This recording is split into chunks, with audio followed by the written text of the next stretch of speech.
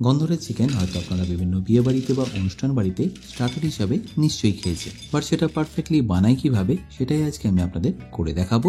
সাথে থাকবে অতি অবশ্যই অনেক টিপস অ্যান্ড ট্রিক্স, যাতে এটা আপনারা পারফেক্টলি করে নিতে পারেন। তাহলে চলুন রেসিপিটা শুরু করা যাক। বাই দ্য ওয়ে, আমি শেফ অতনু, আপনারা দেখছেন অতনুর রান্নাঘর, আর আজকে আমাদের রেসিপি গন্ধরাজ চিকেনের। তাহলে এই গন্ধরাজ চিকেন বানাতে আমাদের লাগছে 1 কেজি বোনলেস চিকেন। আমি এখানে গন্ধরাজ চিকেন বানানোর জন্য চিকেন ব্রেস্টটা ব্যবহার করলাম, বাট আপনারা চাইলে এখানে বোনলেস চিকেন থাইও ব্যবহার করতে পারেন। এবার চিকেনটাকে ঠিক আমি যেভাবে কাটছি সেইভাবেই আপনাদের কেটে নিতে হবে। আশা করি নিশ্চয়ই বুঝতে পারছেন আমি ঠিক কিরকম পাতলা করে এটাকে কাটছি। আর এই লাস্টের দিকটা যেহেতু একটু মোটা থাকে, তাই এটাকে এইভাবে কেটে নিয়ে একটু পাতলা করে নেবেন। তাতে দেখবেন চিকেনের প্রত্যেকটা সাইজ একদম ইকুয়ালি আসবে।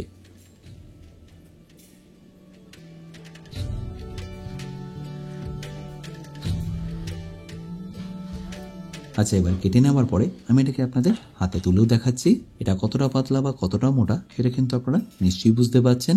এইভাবে এই কারণেই দেখাচ্ছি যাতে আপনাদের বুঝতে কোনো রকম অসুবিধা না হয়। এবারই একই পদ্ধতিতে আমি বাকি চিকেনগুলোকেও কেটে নেবো। আচ্ছা, এখানে বলে রাখি, আপনারা যারা অতনু রান্নাঘরের এখনো বেশি কুকিং কোর্সটা নেননি, তারা নিয়ে নিতে পারেন আমার নিজস্ব ওয়েবসাইট www.otonurannakghar.com থেকে। সেখানে থাকবে প্রায় 60টারও বেশি ভিডিও, যেগুলো আপনাদের হেল্প করবে নিত্য প্রয়োজনীয় রান্নাগুলোকে আরও সুস্বাদু করে তোলার জন্য। লিঙ্ক যদিও আমি ডেসক্রিপশানে দিয়ে রেখেছি, তাও বলে রাখছি, কিন্তু যদি কোনো রকম অসুবিধা হয় আমার সাথে এই হেল্পলাইনে যোগাযোগ করবে। তাহলে আমার এখানে পুরো চিকেনটাকেই ভালো করে কাটা হয়ে গেল। এবার চিকেনগুলোকে একটা বাটিতে তুলে দিয়ে তাতে আমি দিয়ে দিচ্ছি স্বাদ মতো নুন আর 2 চা চামচ ভিনিগার। এই দুটোকে ডাইলুট করার জন্য আমার লাগবে পরিমাণ মতো জল। বেসিক্যালি চিকেনটাকে আমি নুন আর ভিনিগারের জলে ভিজিয়ে রাখছি, আর এইভাবে ভিজিয়ে রাখলে দেখবেন চিকেনের মধ্যে যে একটা গন্ধ থাকে সেটা আর থাকবে না, আর চিকেনটা অনেকটাই নরম বা টেন্ডার হবে। এবার আমি এখানে নিয়ে নিচ্ছি 1 কেজি চিকেনের জন্য 2টো মিডিয়াম সাইজের গন্ধরাজ লেবু, যার থেকে আমাদের জেস্টটা বের করে নিতে হবে। জেস্ট বলতে ওপরের যে সবুজ স্কিনটা আছে সেটার কথা আমি বোঝাচ্ছি। আর লেবুর খোসার যে সাদা ভাগটা আছে সেটা কিন্তু তেতো হয়, তাই চেষ্টা করবেন সেটা যতটা কম আসে ততটাই ভালো।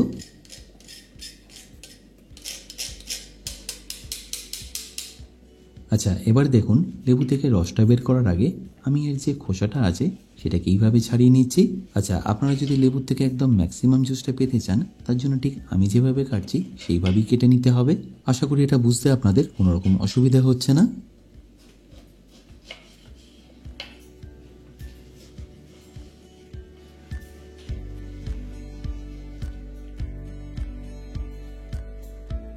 আর লেবুটা কাটা হয়ে গেলে এটাকে আমি নিয়ে নিচ্ছি একটা প্লেটের মধ্যে। আর এর যে খোসাটা আছে সেটাকেও আপনারা ফেলবেন না, আমি এই কারণে এটাকে ছাড়িয়ে নিয়েছি যাতে আমি এটাকে ম্যারিনেশনের মধ্যে দিতে পারি। এতে দেখবেন চিকেনের ফ্লেভারটা বেশ অনেক গুণই বেড়ে যায়।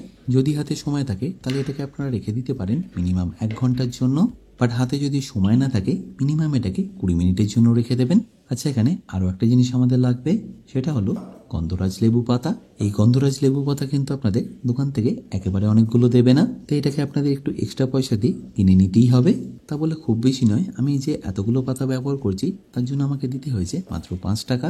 লেবুর সাথে তো একটা দুটো থাকেই, বাট যদি বেশি পরিমাণে করতে চান তার জন্য এটাকে আপনাদের একটু কিনেই ব্যবহার করতে হবে। আর এটাকে আপনাদের একদম পারফেক্টলি কাটার জন্য এইভাবে আগে সাজিয়ে নিতে হবে, তাহলে দেখবেন সেটা আপনারা ছুরি দিয়ে কাটুন বা বটি দিয়ে কাটুন, একদম পারফেক্টলি কাটা যাবে। আর কাটার আগে অতি অবশ্যই এইভাবে এটাকে একটু রোল করে নেবেন। তারপরে এই যে মোটার অংশটা সেটাকে প্রথমে বাদ দিয়ে দিন, তারপর একদম ঝিরিঝিরি করে এটাকে কেটে নিন। এই গন্ধরাজ পাতাকে এইভাবে চপ করে দেওয়ার কারণেই দেখবেন চিকেনের যে ফ্লেভারটা সেটা অনেকটাই বেড়ে যাবে। তাহলে নিশ্চয়ই দেখতে পেলেন গন্ধরাজ লেবু পুরোটাই কিন্তু আমরা এখানে ব্যবহার করলাম, কোনো অংশ যে ব্যবহার হলো না সেটা কিন্তু নয়, পুরোটাই আমরা চেষ্টা করলাম ম্যাক্সিমাম ইউটিলাইজ করার। এবার প্রায় 1 ঘন্টা পরে এই নুন আর ভিনিগারে ভেজানো চিকেনটাকে আমাদের বের করে নিতে হবে। আর চিকেনটা যখন জলটা থেকে বের করবেন চেষ্টা করবেন এর মধ্যে যে জলটা আছে সেটাকে এইভাবে প্রেস করে পুরোটাই বের করে দেওয়ার। আর বার হয়ে গেলে চিকেনটাকে নিয়ে নিন একটা বাটির মধ্যে ম্যারিনেশনের জন্য। আর এই লেবুর খোসাগুলো আমাদের আর লাগছে না, তাই সেটাকে ফেলে দিয়ে জলটা একদম ভালো করে প্রেস করে চিকেনগুলোকে আমি নিয়ে নিচ্ছি বাটির মধ্যে। এবার দেখুন এর ফাইনাল ম্যারিনেশনে কি কি লাগছে। সবার প্রথম দিয়ে দিচ্ছি 2টো ডিম, আর তারই সাথে দিয়ে দিচ্ছি 1 কাপ পেঁয়াজ বাটা। ধরে নিন 2টো ছোট সাইজের পেঁয়াজকে এখানে আপনাদের বেটে দিয়ে দিতে হবে। আচ্ছা, এর সাথে আমরা নিয়ে নিচ্ছি 2 চা চামচ আদা রসুন বাটা, আর তারই সাথে দিয়ে দেবো ঝালের জন্য কাঁচা লঙ্কা বাটা। এরপর যে গন্ধরাজ লেবুর পাতাটা আমরা কেটে রেখেছিলাম সেটা এখানে দিয়ে দিচ্ছি, আর তারই সাথে দিয়ে দিচ্ছি লেমন জেস্টটাও। আর তারপর ফাইনালি লেবুর জুসটা এখানে আপনাদের পুরোটাই দিয়ে দিতে হবে। আমার কথা মতো এটা একবার বানিয়ে দেখুন, দারুণ খেতে হয় আর বানানোটা দেখতেই পাচ্ছেন নিশ্চয়ই কতটা সোজা। আর লেবুর রসটা দেওয়ার পর এটাকে একবার ভালো করে প্রথমে মিশিয়ে নিন। আর মেশানো হয়ে গেলে যদি হাতে সময় থাকে তাহলে রেখে দিন এটাকে আরও 1 ঘন্টার জন্য। কিন্তু যদি হাতে কম সময় থাকে তাও চেষ্টা করবেন এটাকে রেখে দিতে মিনিমাম 20 থেকে 25 মিনিটের জন্য। এই প্রসেসটা আপনারা আগে করেও রেখে দিতে পারেন। মোটামুটি ফ্রাই করার 4 থেকে 5 ঘন্টা আগে এটা আপনারা ফ্রিজের মধ্যে রাখতে পারেন। আচ্ছা, এবার এখানে আমি প্রায় 1 ঘন্টা পরে মিশিয়ে দিচ্ছি স্বাদ মতো নুন, তারই সাথে সামান্য একটু গোলমরিচ গুঁড়ো, চাট মশলা আর অতি অবশ্যই একটু কালো নুন বা বিট নুন।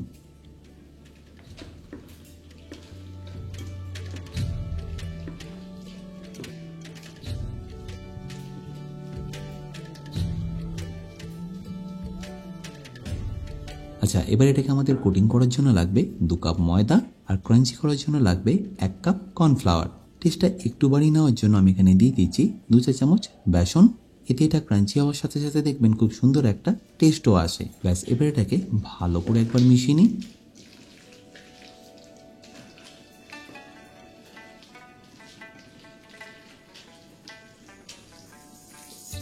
আর ভালো করে মেশানো হয়ে গেলেই গন্ধরাজ চিকেন এখন ফ্রাই হওয়ার জন্য একদম পারফেক্টলি রেডি। ফ্রাই করার জন্য তেল আমি এখানে আগে থেকেই গরম করে নিয়েছি, তাই একে একে আমি এখানে চিকেনগুলোকে ঠিক এইভাবে ছেড়ে দেবো।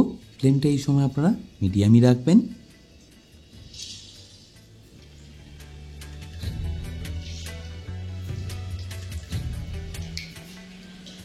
এটাকে ভালো করে যতক্ষণ না লাল লাল হয়ে আসে ততক্ষণ অবধি ভেজে নেবেন। যেগুলো আপনারা প্রথমে দিয়েছেন সেগুলো দেখবেন আস্তে আস্তে একটু কালার এসে যাবে, তো সেটাকে আপনাদের আগে থেকে তুলে নিয়ে একটা পাত্রের মধ্যে রেখে দিতে হবে। আর মনে রাখবেন এটা কিন্তু আমাদের দুবার ফ্রাই করতে হবে। প্রথমবার জাস্ট এটাকে পারফেক্টলি কুক করার জন্য, আর দ্বিতীয়বার যে আমরা ফ্রাইটা করব সেটা হবে ক্রাঞ্চি করার জন্য। আর যখনই দেখবেন এইভাবে একটু কালার এসে গেছে তখন এটাকে তুলে নিয়ে একটা পাত্রের মধ্যে রেখে দিন। আর এই চিকেনটা আস্তে আস্তে একটু ঠান্ডা হতে হতেও কিন্তু ভেতর কুক হতে থাকবে। আর এই প্রসেসে করলে দেখবেন চিকেনটা ভেতর থেকে খুবই নরম আর জুসি হবে। এবার এই একই পদ্ধতিতে আমি বাকিগুলোও কুক করে নিচ্ছি। আচ্ছা, এখানে বলে রাখি আপনারা যারা অতনু রান্নাঘরে ইউটেন্সিলগুলো কিনে নিতে চাইছেন, লিঙ্ক আমি ডেসক্রিপশানে দিয়ে রেখেছি। অ্যামাজন থেকে সেটা আপনারা ইজিলি কিনে নিতে পারবেন।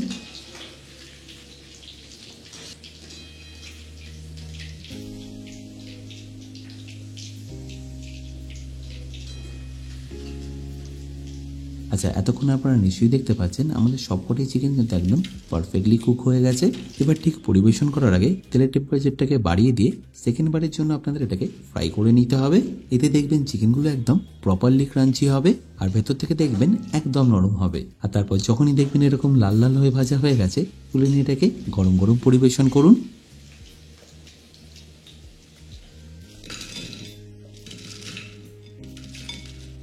আশা করি সিম্পল রেসিপিটা আপনাদের নিশ্চয়ই ভালো লাগবে। আর ভালো লাগলে প্রতিবারের মতো আমাকে কিন্তু কমেন্টে জানাতে ভুলবেন না। বাই দ্য ওয়ে, আমি শেফ অতনু, আপনারা দেখছিলেন অতনুর রান্নাঘর। দেখা হচ্ছে আপনাদের সাথে আর একটা নতুন রেসিপি নিয়ে নেক্সট এপিসোডে। ভালো থাকবেন, সুস্থ থাকবেন।